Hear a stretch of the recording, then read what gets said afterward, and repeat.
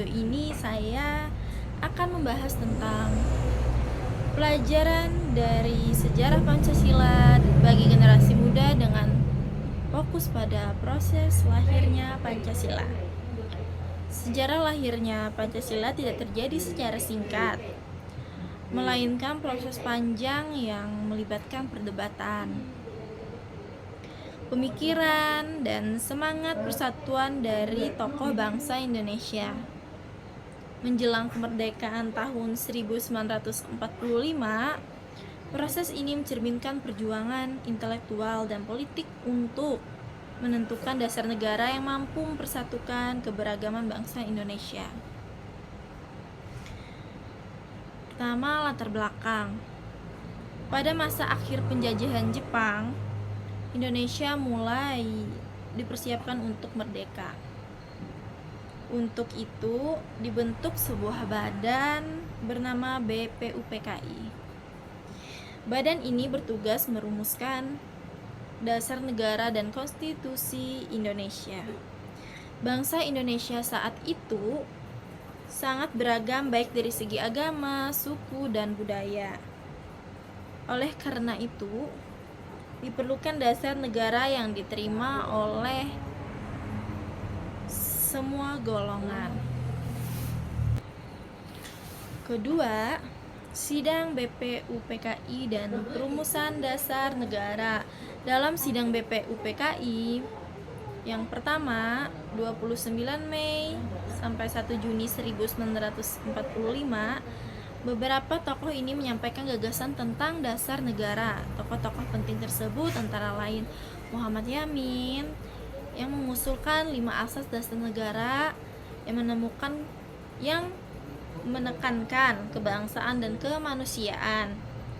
Supomo mengemukakan konsep negara integralistik yang menekankan persatuan. Soekarno pada 1 Juni 1945 menyampaikan pidato yang memperkenalkan istilah Pancasila yang berarti 5 prinsip dasar negara. Pidato Soekarno inilah yang kemudian menjadi cikal bakal rumusan Pancasila yang kita kenal sekarang. Keempat, perubahan demi persatuan. Menjelang pengesahan muncul keberatan dari berbagai golongan, khususnya dari wilayah Indonesia Timur yang memiliki latar belakang agama berbeda. Mereka khawatir rumusan tersebut tidak mencerminkan persatuan Indonesia. Akhirnya, para tokoh bangsa dengan jiwa besar sepakat untuk mengubah rumusan sila pertama demi menjaga persatuan dan keutuhan Indonesia. Perubahan ini menunjukkan bahwa sejak awal bangsa Indonesia mengutamakan toleransi, musyawarah, dan persatuan. Kelima, pengesahan Pancasila. Setelah Indonesia merdeka pada 17 Agustus 1945, keesokan harinya dilaksanakan sidang PPKI, Panitia Persiapan Kemerdekaan Indonesia. Dalam sidang ini disahkan Undang-Undang Dasar 1945, ditetapkan Pancasila sebagai dasar negara Indonesia. Sejak saat itu, Pancasila menjadi landasan utama dalam kehidupan berbangsa dan bernegara. Nilai yang keenam, nilai-nilai yang terkandung dari proses sejarah tersebut terdapat nilai-nilai penting yang bisa diambil, yaitu 1.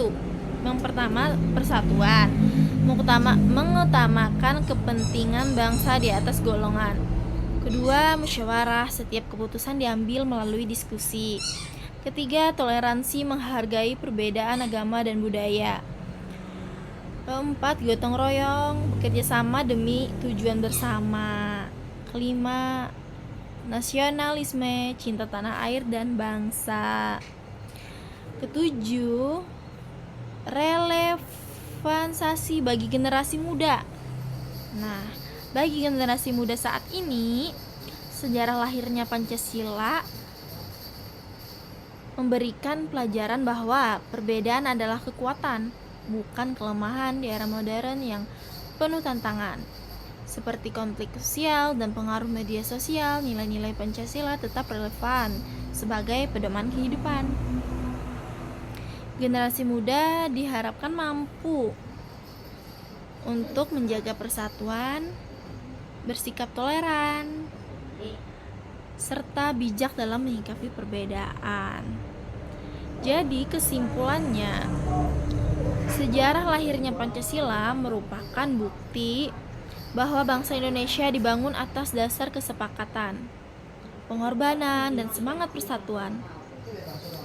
Para pendiri bangsa telah memberi contoh bagaimana perbedaan dapat disatukan melalui musyawarah dan toleransi. Oleh karena itu, sebagai generasi penerus, kita memiliki tanggung jawab untuk menjaga dan mengamalkan nilai-nilai Pancasila dalam kehidupan sehari-hari. Demikian video dari saya dan saya akhiri. Terima kasih.